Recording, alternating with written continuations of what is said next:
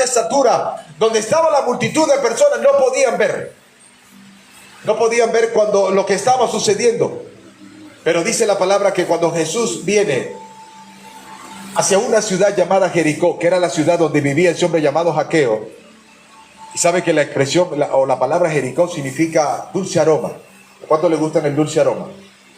A todos. Pero la Biblia dice que cuando Jesús llega, él a causa de la multitud no lo podía ver. Y dice la palabra que ese hombre llamado Zaqueo tuvo que subirse a un árbol llamado, a un sicomoro que estaba en ese momento ahí. Y sabe que el árbol sicomoro era el árbol con las raíces más fuertes que existían en esa parte geográfica de allá de Jericó. Y ese hombre se tuvo que subir en ese árbol para poder ver a Jesús. Diga conmigo, era de baja estatura. No podía ver. Pero ese hombre tuvo que subirse. Miren, hay momentos donde nosotros tendremos que elevar el pensamiento para poder ver lo que Dios puede hacer en nuestras vidas. Pero la Biblia dice que cuando Jesús venía caminando, ¿qué le llamó a la atención a Jesús? Que él caminando, dice la palabra, que vio a ese hombre llamado Zaqueo arriba de una rama, o sea, estando en esa rama. Y cuando él lo ve, dice la palabra que él lo llamó por su nombre. Y sabe que cuando su nombre estar en tu casa. ¿Cuánto dice?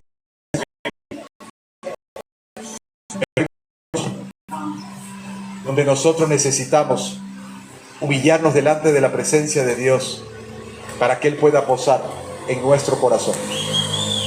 Amén. No sé si me estoy explicando lo que le estoy diciendo, que está muy serio. Sonría porque Cristo le ama. Y la Biblia dice que cuando Jesús le dice, Zaqueo, desciende porque hoy es necesario que yo, esté en tu casa. ¿A cuánto le gusta que Jesús entre en su casa? Pues le voy a decir algo, diga conmigo, esta es la casa. Este es el templo que Dios dejó para que Él morara. Este es el hogar que yo tengo preparado para que el Señor... Mire, yo no sé si usted sabía, pero esto que el Señor nos dio, que Dios nos dio, este cuerpo, dice la palabra que ahora es templo y morada de la presencia del Espíritu de Dios. ¿A cuánto les gusta que lo inviten a una casa para que se queden unos días pero lo traten mal? A nadie. Pero cuando nosotros le decimos al Espíritu de Dios, esta es tu casa, este es tu hogar, ven y mora conmigo, necesitamos que el Espíritu de Dios entre en un lugar donde Él se sienta bien. Ahora, dice aquí la palabra que cuando Dios le dijo a este hombre llamado Zaqueo que entrara en su casa, que esta noche él iba a morar en su casa, dice la palabra que estando Jesús en la casa de este hombre, porque le voy a decir algo, Zaqueo ha podido quedarse aferrado a ese árbol, como mucha gente todavía sigue aferrada. Cuando Dios la llama para que cambien ciertas actitudes, para que cambien ciertos pensamientos, para que cambien ciertas cosas en su vida, para que Jesús pueda morar en su corazón, y la gente sigue aferrada. Pero ese hombre llamado Zaqueo, dice la palabra que él en ese momento descendió y dejó que un hombre llamado Jesús pudiera morar en su casa. ¿Sabe que por el hecho de Jesús haber entrado en la casa de ese hombre llamado Zaqueo, dice la palabra que trajo dos cosas sobre la vida de él? Primero le dijo, Señor, la mitad de mis bienes voy a dar a los pobres, y todo lo que yo he quitado de más lo devuelvo 4 veces más. Y eso no fue lo que llamó la atención de Jesús, sino que Jesús llegó y le dijo, de cierto os digo que hoy ha llegado la salvación a esta casa, porque un hijo de Abraham está en medio nuestro. ¿Sabe quién era ese hombre? Diga conmigo, Zaqueo. Y sabe que este hombre lo que hizo, este hombre, teniendo todas las comodidades, teniendo todo lo que él tenía, este hombre, cuando dejó que Jesús entrara en su casa, él decidió dar la mitad de sus bienes y devolver 4 veces más lo que él en algún momento había tomado ilícitamente. Porque este hombre se dio cuenta que la riqueza más grande que podía tener era que Jesús lo hubiera llamado, y que Jesús en su momento le hubiera dicho, hoy ha llegado la salvación a esta casa. Amén. A mí me llama mucho la atención porque hoy están más pendientes de otras cosas que de la verdadera riqueza que es la salvación de nuestra alma. Y aquí lo dijo el Señor a través de su palabra. Ahora, dígale al que tiene a su lado, mi óptica no es la misma óptica de Dios, porque Dios mira de otra manera. Por eso nosotros somos el reflejo de lo que hay en nuestro corazón. Y de lo que hay en nuestro corazón es de lo que nosotros hemos creído. Y les pongo otro ejemplo.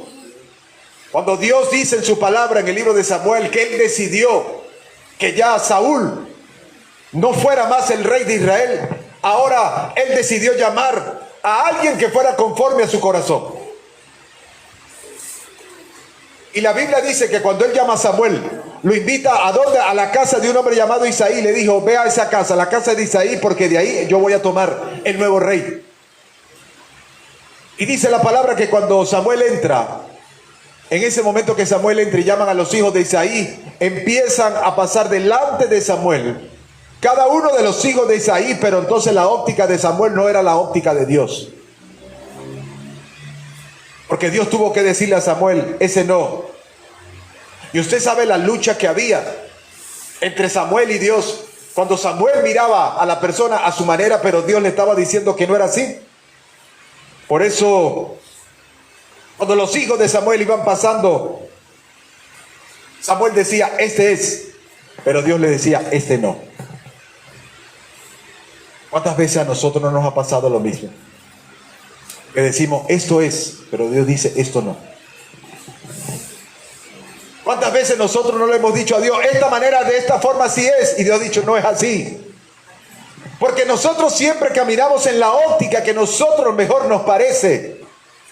Pero la óptica de Dios, aunque a nosotros no nos parezca, es mucho mejor.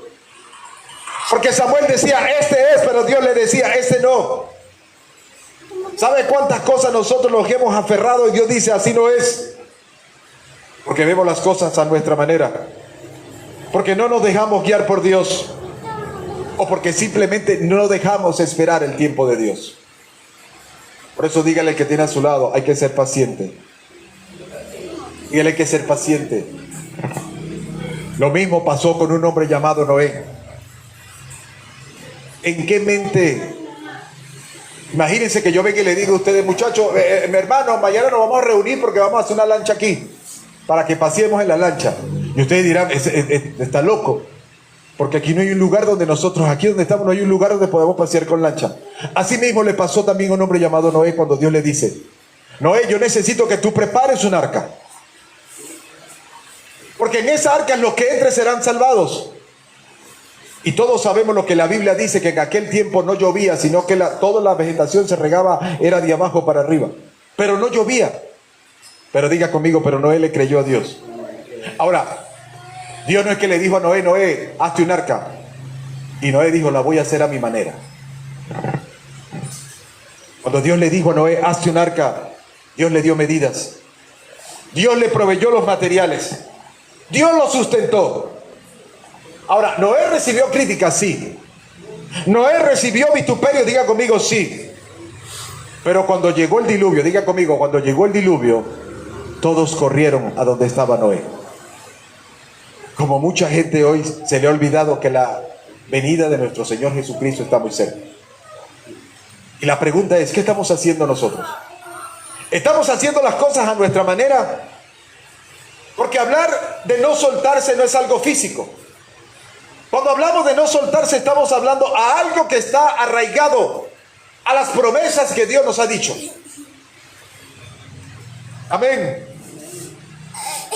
Ahora la pregunta es, ¿cómo puedo resistir algo si yo no sé a dónde estoy arraigado?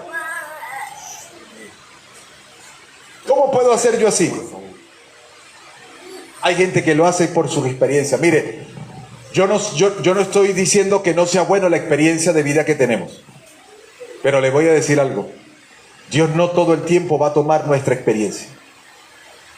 Pastor, ¿por qué usted dice eso?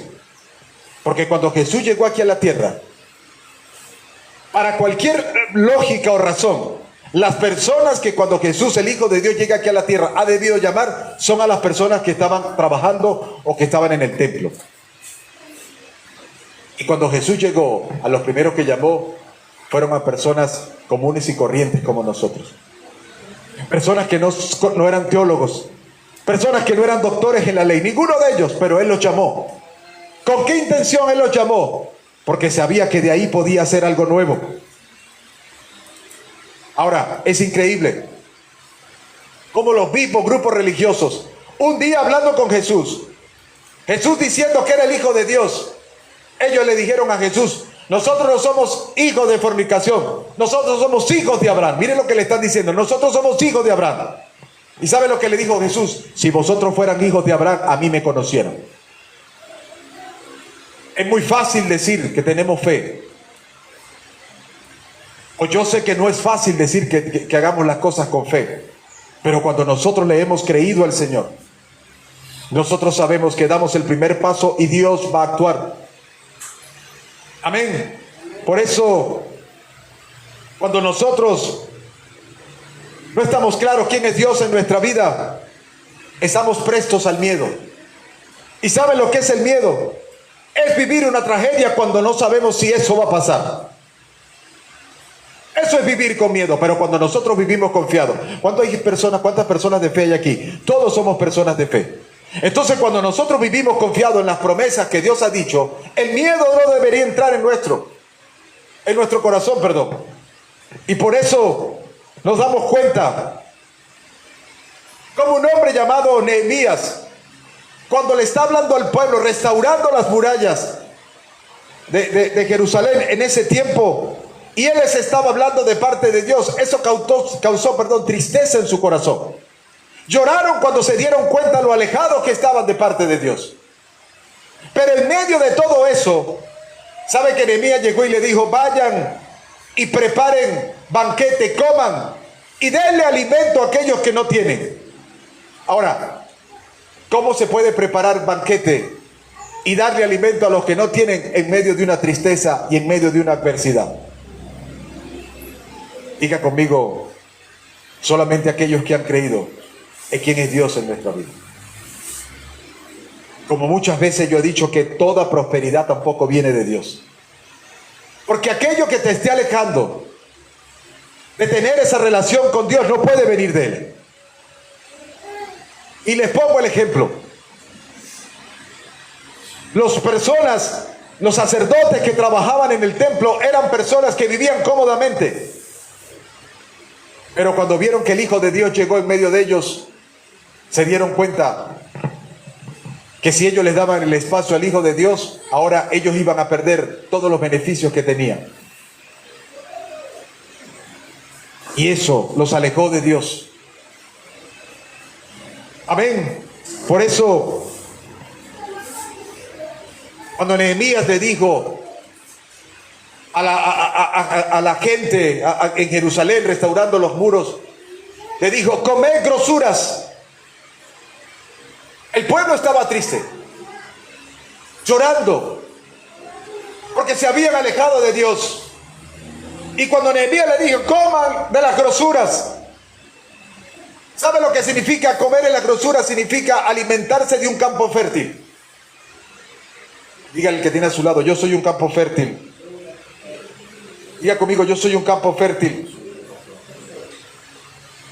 Y si yo soy un campo fértil, el único que me está proveyendo a mí para mantenerme así, diga conmigo, es el Señor, es la palabra. Es el único que nos mantiene y nos sustenta. Por eso, cuando la Biblia y Nehemías le decía: y denle alimento a los que no tienen nada. Y a mí me llamó mucho la atención eso. Porque esa expresión, y denle alimento a los que no tienen nada, el original significa aquellos que están orando. ¿Sabe que hay gente que en este momento está orando? Hay gente que en este momento está orando. Señor,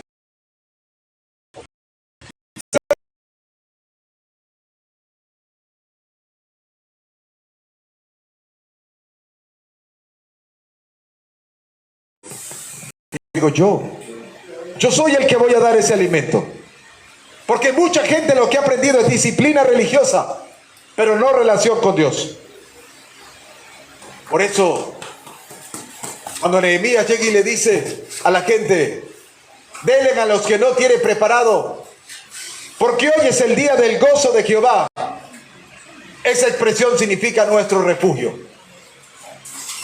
Hoy es un día donde nosotros necesitamos refugiarnos en la presencia del Señor. Ahora, diga conmigo, ¿quién aprendió eso? Diga conmigo, ¿quién aprendió a resistir? ¿Quién aprendió a no soltarse? varios en la Biblia. Pero me llamó mucho la atención porque hay un hombre que para mí, después del Señor Jesucristo, es el hombre que más ha mantenido lo que el Señor dijo, que es el apóstol Pablo.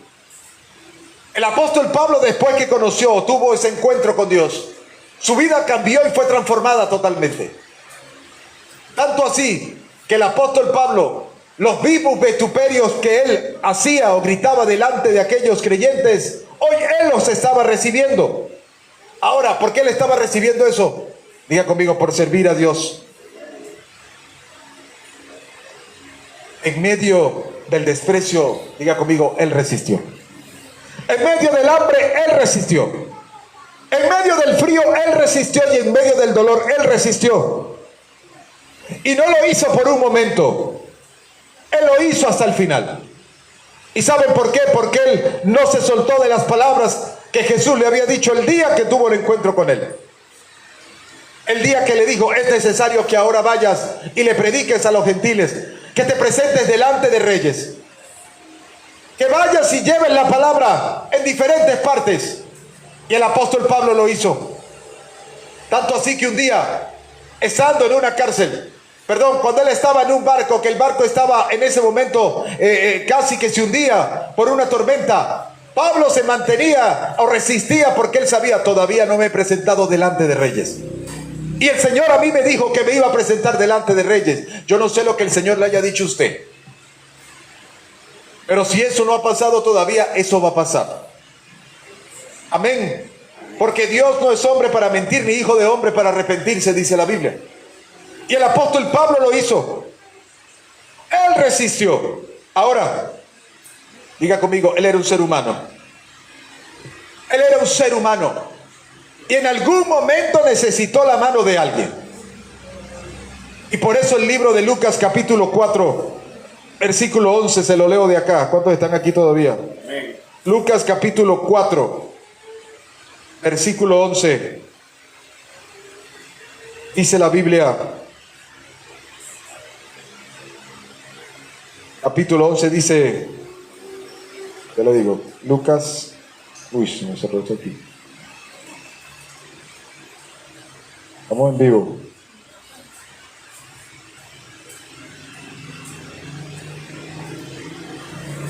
El libro de Lucas capítulo 4 versículo 11. Dice la Biblia, este no era. Estamos hablando de la tentación, disculpen, era este. Estamos en vivo, amén. Cuando el Señor llama,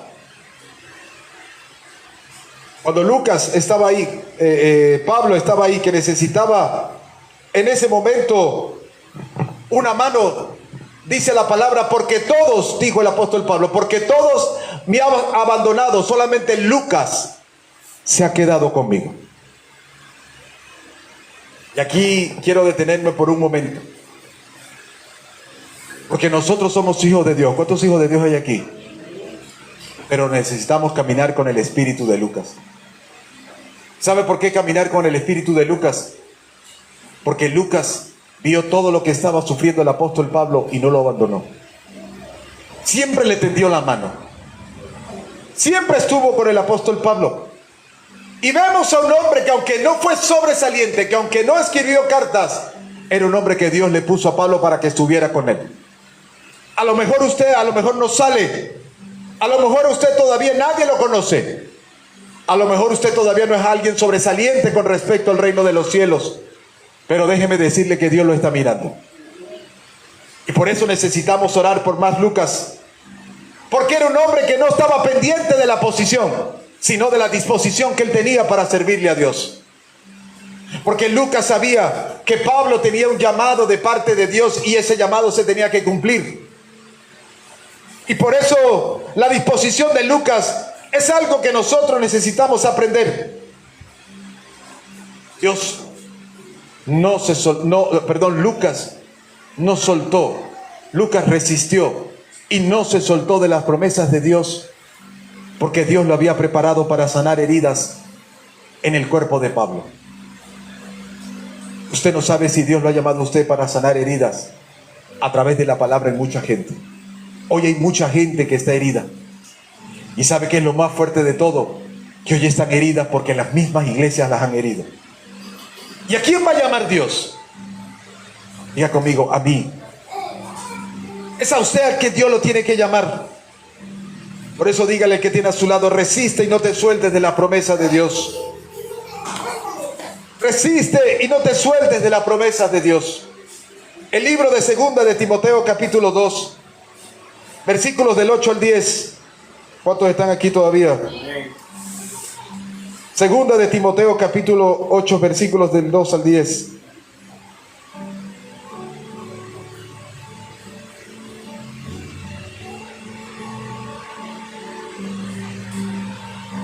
Capítulo 2, versículos del 8 al 10.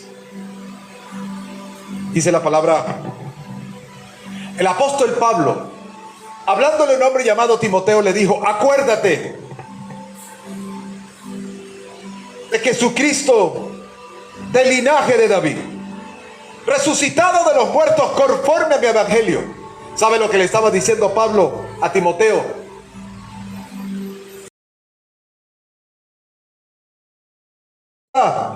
Aquel hombre llamado Jesucristo, del linaje de David, resucitado de los muertos conforme a mi evangelio, en el cual yo sufro penalidades. Dice aquí la palabra, hasta prisiones a modo de malhechor, mas la palabra no está presa. ¿Sabe lo que estaba diciendo Pablo? No importa si yo muero en esta cárcel, la palabra no está presa, la palabra va a seguir de generación en generación. Y por eso él se la estaba transmitiendo a un joven llamado a Timoteo. ¿Sabe lo que le estaba diciendo Pablo? Timoteo, no importa si yo muero acá, no importa si a mí, saliendo y por predicar el evangelio, a mí me sacrifican, a mí me asesinan. Timoteo, el evangelio no está preso, el evangelio tiene que seguir. Y yo no sé si usted se ha dado cuenta que lo que el Señor utilizó para que un hombre llamado Pablo comenzara a predicar el evangelio fue una palabra de un joven llamado Esteban. Porque el día que estaban matando o sacrificando a Esteban, apedreándolo, el mismo Pablo fue el que dijo: hay que apedrearlo. Y cuando le estaban lanzando las piedras, apedreándole, Pablo mirándole, a Pablo le tocó su corazón cuando un hombre llamado Esteban, joven llamado Esteban, dijo: veo al cielo abierto y al Hijo del Hombre sentado a la diestra de Dios. Era algo irracional, ilógico para un hombre llamado Pablo creer que ese muchacho muriendo pudiera ver al Hijo de Dios sentado a la diestra. Nosotros estamos esperando ese día de ver al Hijo de Dios entrando a la diestra. Todos. Y en ese momento, esas palabras influyeron o tocaron el corazón de un hombre llamado Saulo. Pero esas palabras se las tuvo que ratificar el día que tuvo el encuentro con Jesús. Y le dijo: eres un instrumento necesario para ir y llevar la palabra a los gentiles. Hoy vemos a un hombre, y miren cómo el cuerpo de Esteban moría, pero como una palabra traspasó el corazón de un hombre. Y ahora vemos como un hombre llamado Pablo, en medio de la cárcel, hablando con Timoteo, le está diciendo lo mismo. Timoteo, mas la palabra, dice aquí la palabra, mas la palabra no está presa. Por tanto, todo lo soporto por amor a los escogidos, para que aquellos también obtengan la salvación que es en Cristo Jesús, la gloria eterna. Amén. ¿Quién dijo esto? Diga conmigo un hombre llamado Pablo. Un hombre que estaba diciendo: todo lo soporto, diga conmigo, lo resisto, por amor a los escogidos, por amor a aquella gente que necesita todavía tener la salvación. Y por eso vemos como un hombre llamado Timoteo lo recibía, porque la palabra soportar en el original significa resistir. Ahora, ¿qué es resistir? Diga conmigo: cuando no me dejo vencer por la adversidad, cuando no me dejo vencer por la actitud, por la mala actitud, cuando no me dejo vencer por el carácter, cuando no me dejo vencer por el temperamento, cuando no me dejo vencer por lo que está a mi alrededor, sino que yo voy a la presencia del Señor y pido dirección. ¿Cuántos creen eso? Por eso, cuando Él estaba diciendo, acuérdate, diga conmigo, hay que traer a la memoria. Para nosotros no desmayar en la fe, hay que traer a la memoria. Hay que pensar en eso que el Señor Jesucristo dijo estando allá en la cruz. Porque traer a la memoria es saber que Dios nos va a traer la palabra oportuna. Diga conmigo, hay que creer. Hay que creer. ¿Cuántos de los que están aquí cuando se acuestan a dormir saben que a partir del siguiente día, como a las 6:30 de la mañana, el sol va a salir? Todos. ¿Cuántos de los que están aquí cuando se acuestan en la mañana ya estamos pensando qué es lo que vamos a hacer el día de mañana? Mañana como a las 7, cuando ya esté claro, voy a hacer tal cosa. Todos. Ahora, ¿por qué estamos claros que el día de mañana el sol va a salir? Puede ser por la fe, porque ya estamos acostumbrados a que la noche dura tantas horas y al siguiente día tiene que salir el sol. Ahora, ¿por qué a veces nosotros cuando leemos la palabra, vamos a oración con el Señor y hablamos con Él, nos cuesta creer que Dios puede hacer algo? Está muy serio, sonría porque Cristo le ama. Hablar de resistir significa, o es una representación de que hay pensamientos contrarios a lo que Dios quiere hacer en nuestra vida que necesitamos quitarnos. Dígale que tiene a su lado, hay que valorar la palabra. Diga, hay que valorar la palabra. Por eso hable con Dios, no con el problema. Se lo voy a decir otra vez. Hable con Dios, no con el problema. Hable con Dios, no con la adversidad. ¿Se acuerdan aquel pasaje donde Jesús iba en la barca con sus discípulos y había una tormenta? Diga conmigo, ¿qué estaba haciendo Jesús? Jesús le habló a la tormenta. ¿Quién le habló? Diga conmigo, Jesús. Entonces, hable con Dios y que sea Dios el que le hable el problema. No sé si me estoy explicando lo que le estoy diciendo. Ahora, ¿qué le dijo Jesús después? Le dijo, ¿por qué están amedrentados? ¿Por qué están preocupados? ¿Cuántos están aquí? Diga conmigo, resiste. No sueltes la bendición que Dios tiene preparada para ti. Por eso, hablar de resistir es hablar de un cara a cara con Dios. Diga conmigo, un cara a cara con Dios. Porque hay cosas que no nos quieren dejar disfrutar lo que Dios tiene preparado para nosotros. Miren, esta vida es pasajera. Nosotros podemos vivir 80, 90, 100 años, 100 y tanto. Pero lo que Dios tiene preparado para nosotros es eterno. ¿Cuántos dicen amén por eso? Es eterno. Y por eso, el propio Hijo de Dios, cuando llegó aquí a la tierra, Él sabía lo que iba a padecer. ¿Quiénes fueron los primeros que lo rechazaron? Diga conmigo, su propio pueblo. Lo trataron de hereje. Lo trataron de blasfemo. ¿Y sabe por qué lo trataron de hereje y lo trataron de blasfemo? Porque Él llegó y dijo, yo soy el Hijo de Dios. Él estaba claro. Porque un día llegó y dijo, yo tengo toda la autoridad para perdonar pecado. ¿Estaba o no estaba claro que Él tenía toda la autoridad para eso? Ese es el lenguaje contrario que nosotros necesitamos empezar a cambiar. Si Dios lo dijo, así va a ser. Porque Jesús lo vituperaron, lo golpearon y lo escupieron. Pero no por eso Él soltó el propósito que tenía aquí en la tierra. Diga conmigo, Él resistió. Y le voy a decir algo, ¿sabe por qué Él resistió? ¿Sabe por qué Jesús resistió? Por usted. Por usted, por usted, por usted, por usted y por todos los que están aquí. Por eso fue que Él resistió. Por eso, usted en algún momento puede haber estado pensando alejarse de Dios. Pero déjeme decirle que Dios está ahí. Usted puede haber estado orando y a lo mejor Dios todavía no le ha respondido. Y por eso a lo mejor usted quiere soltar. Pero no es así. Por eso, la tentación que puede llegar a nuestras vidas puede causar dos cosas.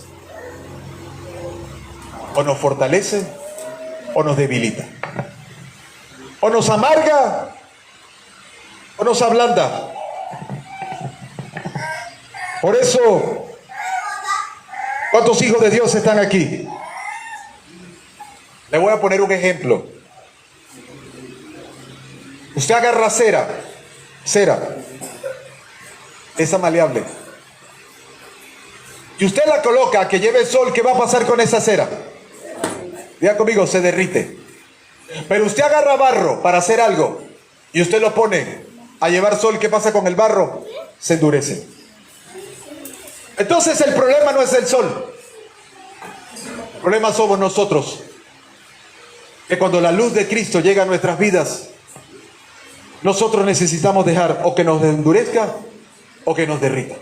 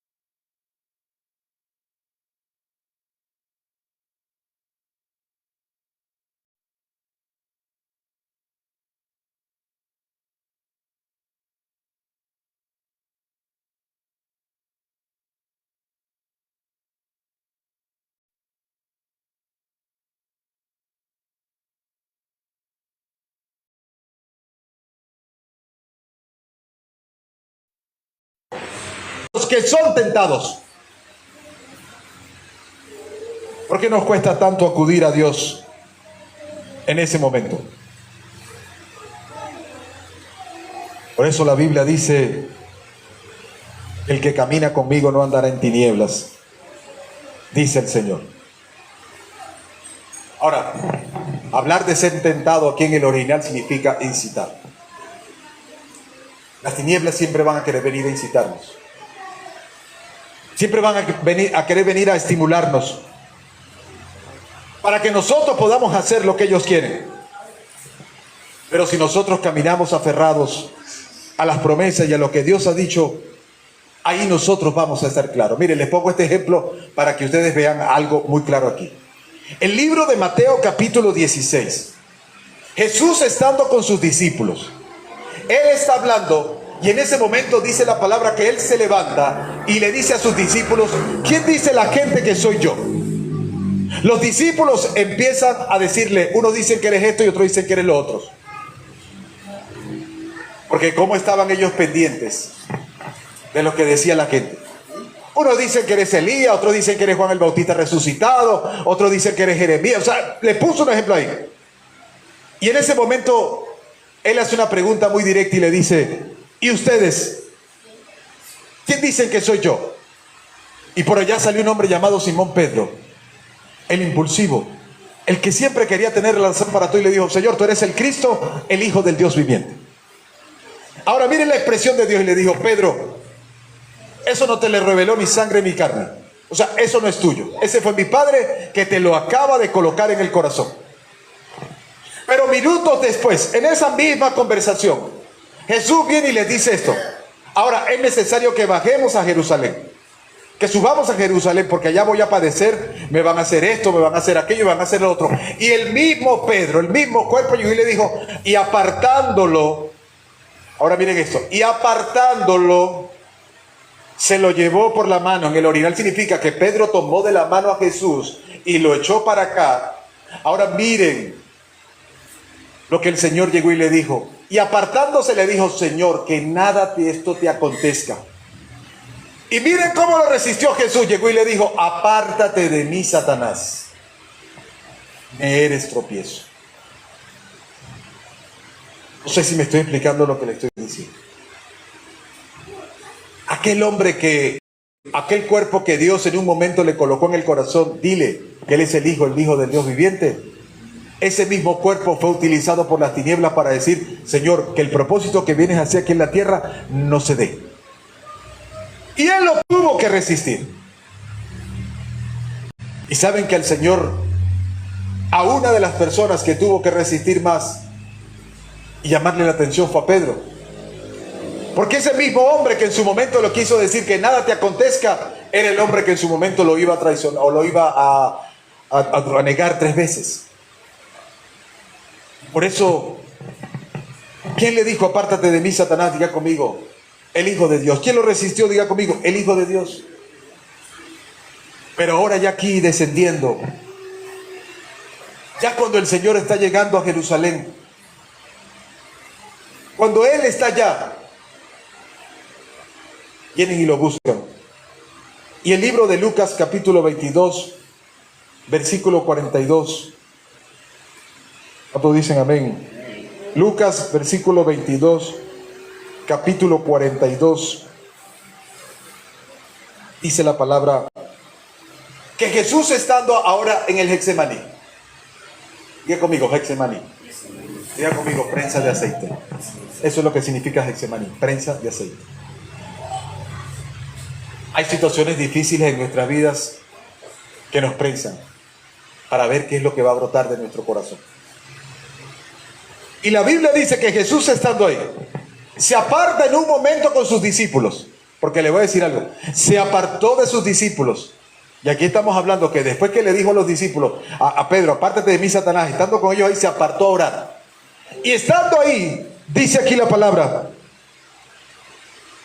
cuando llegó, versículo, vamos a leerlo del 40, cuando llegó a aquel lugar les dijo, orad para que no entren en tentación. Y él se apartó de ellos a distancia como de un tiro de piedra. Estamos hablando entre 20 y 30 metros. Se apartó de ellos. Y puesto de rodillas, oró. Diga conmigo, habló con el Padre. Y esta fue la conversación del Hijo de Dios con su Padre. Si quieres, miren esta expresión. Si quieres, pasa de mí esta copa. Pero que no se haga mi voluntad sino la tuya. ¿Sabe que en ese momento, y qué fuerte, mire, porque le voy a decir algo, nosotros no sabemos lo que va a suceder el día de mañana. ¿Quién sabe lo que va a pasar el día de mañana? Pero el Hijo de Dios sí sabía todo lo que iba a padecer.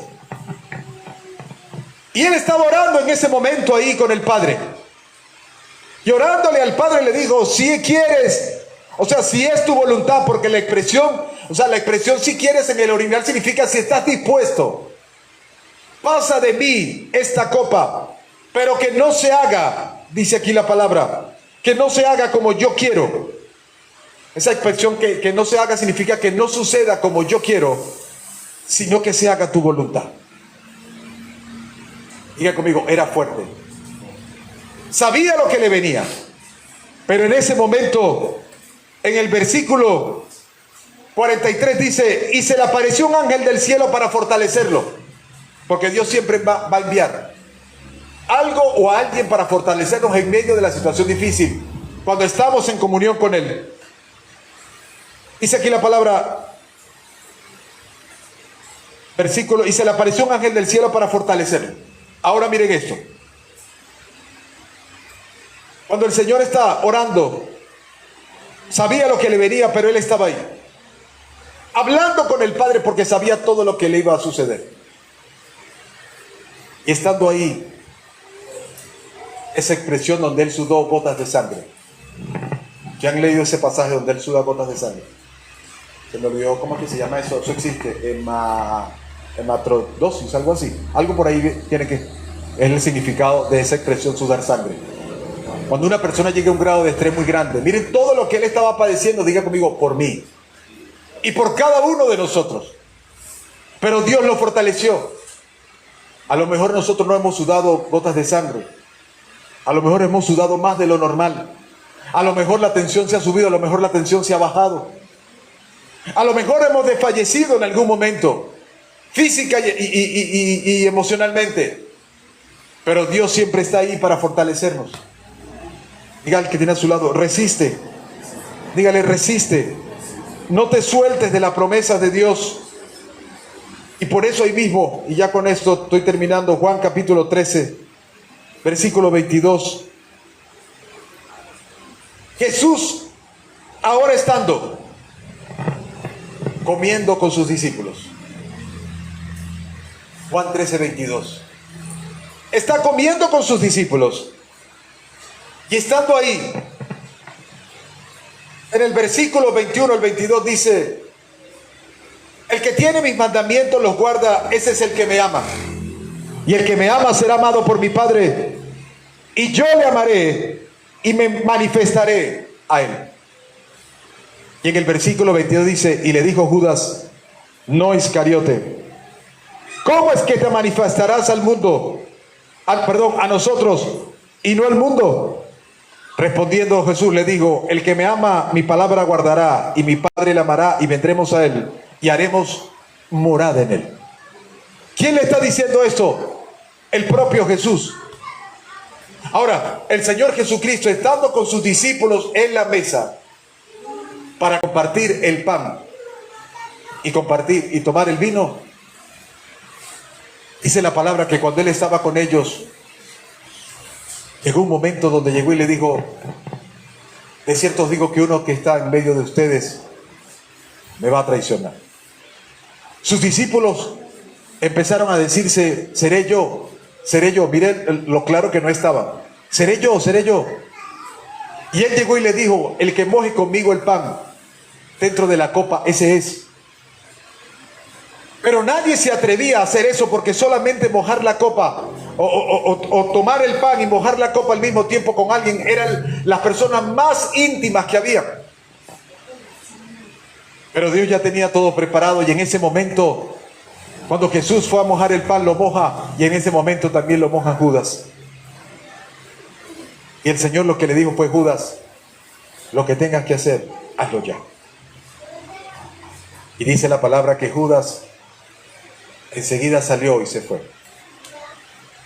Esa expresión, y Judas levantándose y yendo, significa que en ese momento él no resistió y se soltó del Hijo de Dios. ¿Cuáles fueron las consecuencias? Diga conmigo: alejarse de él. ¿Qué lo llevó a no resistir y alejarse de Dios? Diga conmigo: el amor al dinero. Pero Jesús, estando ahí en la mesa con cada uno de sus discípulos, Él hizo esta expresión: cuánto he anhelado estar con vosotros en una mesa como esta. Pero de cierto os digo que hoy comeré con ustedes, pero más nunca lo volveremos a hacer, sino ahora en el reino de los cielos. Ahora miren, antes, en aquel tiempo, cuando se celebraba no una boda, sino, ¿cómo se llama lo que se hace antes? El lugar donde se dice que se van a unir, ¿cómo es? Discúlpenme la expresión. Un compromiso. En el momento que se va a celebrar un compromiso, venía el novio, venía la novia, se juntaban en una cena, y el novio en ese momento llegaba y le daba el pan y el vino. Y si la novia lo recibía, le estaba diciendo: yo acepto. Y en el momento que le estaba diciendo yo acepto, el novio decía: de cierto os digo, me voy, pero voy a volver. ¿Y sabe qué hacía el novio en el momento que del compromiso, cuando la novia lo recibía? Se iba y se iba a preparar la casa donde ellos iban a vivir. Por eso se iba por un tiempo, pero después venía a buscarla. ¿Sabe qué hizo Judas? No resistió y lo rechazó. Por eso, cuando nosotros celebramos la cena del Señor, le estamos diciendo: Señor, estamos esperando tu venida. ¿Cuántos de los que están aquí están esperando la venida del Señor? Y por eso hoy es una mañana especial donde nosotros vamos a celebrar este momento tan sublime y este momento tan hermoso, donde nosotros podemos, en disposición de nuestro corazón, comer el pan y tomar de la copa, donde le estamos diciendo al Señor: Señor, estamos esperando tu venida. Amén. Por eso el Señor en su palabra dijo: yo me voy, pero voy a volver. ¿Y sabe lo que Él dice en el libro de Apocalipsis? Yo me voy, pero voy a preparar morada. Voy a preparar mesa para que donde yo esté, ustedes también estén conmigo. Y eso es lo que nosotros venimos a celebrar el día de hoy. Por eso quiero que oremos por cada uno de los elementos que están, por el pan y por el vino, para que podamos recibir esta mañana el cuerpo de Cristo y la sangre de Cristo. Amén. Cierre sus ojos por un momento. Padre, en el nombre de Jesús, Señor, yo te doy gracias. Bendigo tu nombre. Gracias por tu amor y gracias por tu misericordia. Presentamos delante de ti, Señor, el pan como representación de tu cuerpo. Ese cuerpo que fue golpeado, molido y entregado por cada uno de nosotros. Pero también presentamos delante de ti el vino como representación de la sangre. Esa sangre que representa, la sangre que representa que lo que tú derramaste allá en la cruz del Calvario nos llevó al perdón de pecado, y hoy podemos presentarnos delante del Padre totalmente confiados y limpios porque hemos creído en tu nombre. Por eso yo te doy muchas gracias en el nombre poderoso de Jesús. Gracias, Señor. Amén y amén. Y mientras mis hermanas pasan y entregan el vino y el pan, nosotros adoramos por un momento la